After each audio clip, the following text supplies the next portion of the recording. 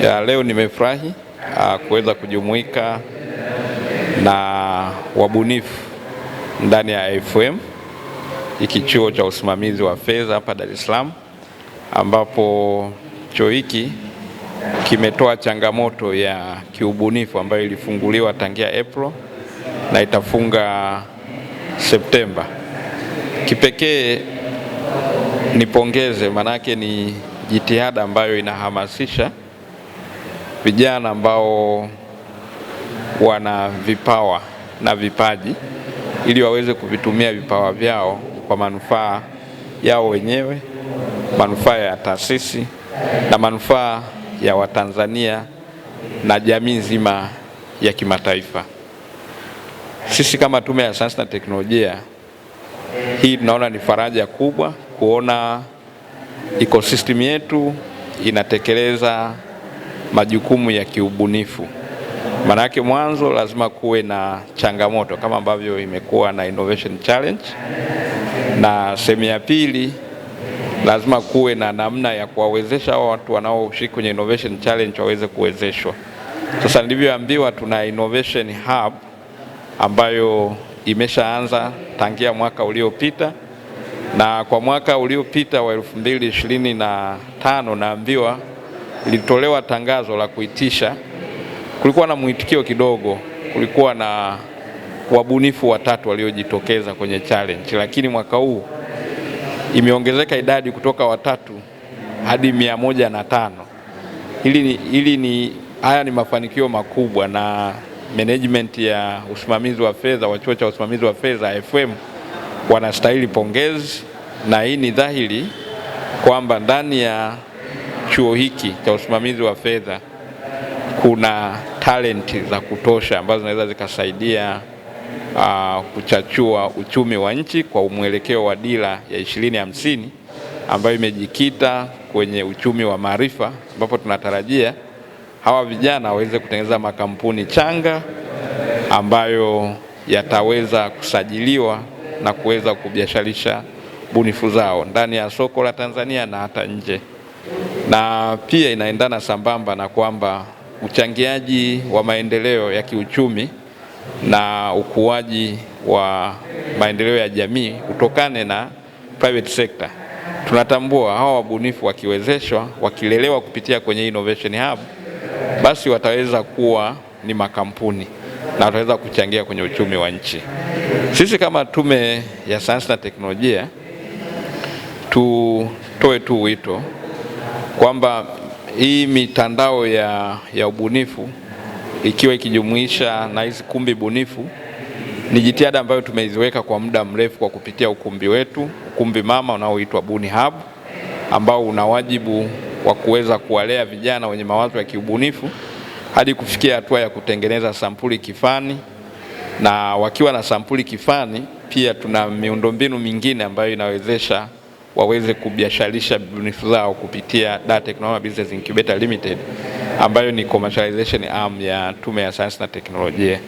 Kwa hiyo hata vijana ambao wanatoka hapa tunatarajia wakihitaji support ya kitaalamu kwa maana ya coaching, mentorship, kuna fursa ambayo wanaweza kuipata kupitia kampuni tanzu ya COSTECH ambayo ni Dar Technology Business Incubator Limited ambayo ni mahususi kwa ajili ya kuwezesha ubiasharishaji wa bunifu. Vivyo hivyo pia tunao mfuko wa kuendeleza sayansi na teknolojia nchini maarufu kama NFAST, wenyewe unatoa ruzuku kwa vijana wabunifu ambao wanasaidia Watanzania wenye changamoto tofauti tofauti, na pia sasa hivi inatoa mikopo ambao umekuwa guaranteed na serikali kupitia CRDB. Kwa hiyo ni fursa hawa vijana wakifikia kuwa na bunifu zenye kiwango cha soko wanaweza kuomba mkopo huo. Kuna baadhi nimewasikia tayari wanasajili maliakili zao, wana alama za biashara. Kwa hiyo hao ni kuangalia namna ambavyo wanaweza kuona hizi fursa ambazo ziko ndani ya Tume ya Sayansi kupitia programu mbalimbali ambazo tunazitoa. Kwa hiyo niwapongeze na nitoe wito tuendelee kwa support vijana. Asante sana. Kwa jina naitwa Dr. Daniel Kolseni, ni Dean wa Faculty ya Computing na Mathematics.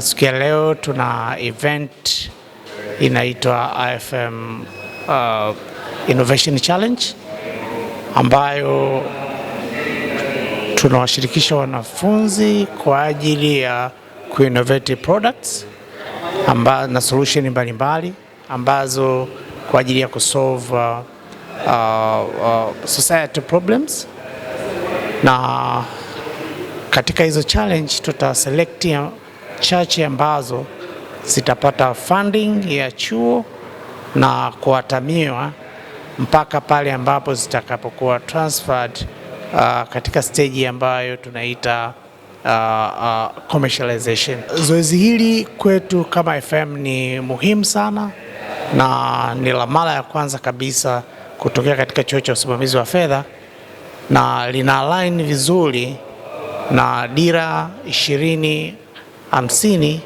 ya taifa letu katika juhudi za kuhakikisha kwamba tunafikia uchumi wa dola trilioni 1, ambapo katika dira ya 2050 innovation, science and technology inachukua nafasi kubwa kwa ajili ya kuempower shughuli mbalimbali za kiuchumi katika taifa letu. Shughuli zote za agriculture, elimu, viwanda zinategemea innovation. Chuo cha usimamizi wa fedha kimechukua hatua sasa ya kuhakikisha kwamba wanafunzi wana change kutoka watu ambao wanaenda kutafuta ajira wenyewe sasa kuzitengeneza ajira kupitia innovation mbalimbali. Hii ni nafasi kubwa na adhimu sana kwa wanafunzi wetu kupata training ya jinsi ya kuanza kabisa kutoa